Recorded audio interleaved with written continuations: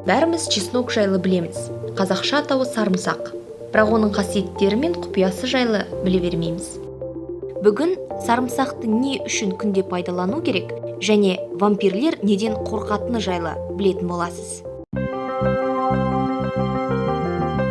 Сонымен не дейді? Бірге тамашалайық. Ежелгі Мысыр қолжазбаларында сарымсақ египеттіктердің ас мәзірінде болғаны жазылған. Оны қызметкерлерге күш-қуатты сарқылмас үшін беріп отырған екен. Тіпті сарымсақты бермеген үшін жұмысшылар көтеріліске шыққан деседі. Бұл өсімдік дәрілік препараттардың құрамына кірген. Сарымсақ құрамындағы фитонцид бактериялар, вирустар, саңырауқұлақтарды көбейтудің алдын алады. Сондай-ақ басқа зиянкестермен күресетін микроорганизмдердің өсуіне әсер етеді. 1922 жылы Тутанхамон табытын қазу кезінде біздің заманымызға дейінгі 1300 жылға жататын сарымсақ бастары табылған. Пияз бен сарымсақ саркофаг ішінен адамның жұмулы көздерінде және мумияның ауыз қуысынан табылған. Бұдан біз өсімдіктің діни маңызы болғанын көреміз. Күніне 4 грамм сарымсақ жеу адамды қажетті витаминдер мен минерал заттармен қамтамасыз етеді. Сарымсақты қолдану тері астындағы майды кетіруге әсер етеді. Оны қолдану арқылы сіз диета туралы ұмытасыз. Әрине шектен шықпаған дұрыс. Сарымсақ асқазандағы паразиттермен күреседі. Ол антиоксидантты қасиетке ие. Оның құрамындағы бос радикалдар ағза жасушасын қышқылдандырып, қартаю процесін жеңілдетеді. Назар аудартатын нәрсе, бөлінбеген сарымсақта аллицин болмайды. Ол тек өсімдікке қысым түскенде оны турағанда бөлінеді. Сондықтан сарымсақтан барынша пайдасын алу үшін оны майдалап турап, 10-15 минутқа тұрғызып қою керек. Осы уақыт аралығында аллицин пайда болып, сарымсақты ары қарай қолдана беруіңізге болады. Сарымсақ өте агрессивті тағам, оны шектен тыс қолданудан сақ болыңыз. Әсіресе аш қарынға жемеген дұрыс.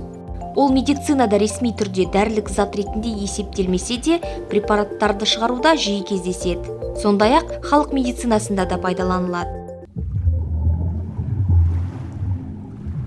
Аңыз бойынша вампирлерге қарсы қару ретінде дәл осы сарымсақ қолданылған. Сарымсақ өте қауіпті, оба сияқты ауруларға ем болып саналған. Сондықтан сарымсақ тылсым күштерден сақтандырады деп сенген.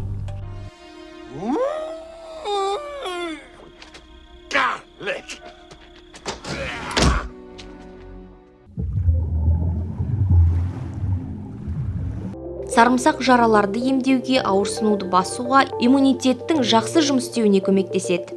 Оның тұмауға, суық тиюге жақсы әсері айтпаса да белгілі. Сарымсақты жиі пайдалану шаш пен терінің жиі жаңаланып отыруына әсер етеді. Сондай-ақ сарымсақ қан айналу процесін жақсартады. Себебі сарымсақ В витаминіне бай. Оның құрамындағы А, В, С витаминдері адамның бауырын қалыпқа келтіреді. Ісіктерге табиғи антибиотик болып саналады. Егер өкпеңіз ауырса, жөтел мазаласа, сарымсақ дәл сіз үшін пайдалы болмақ. Сарымсақты суға қайнатып, оған ас содасын салып, ингаляция жасау өте керемет әдіс деп саналады. Алайда асқазан жарасы, гастриті бар адамдарға сарымсақ жегенде абай болған жөн.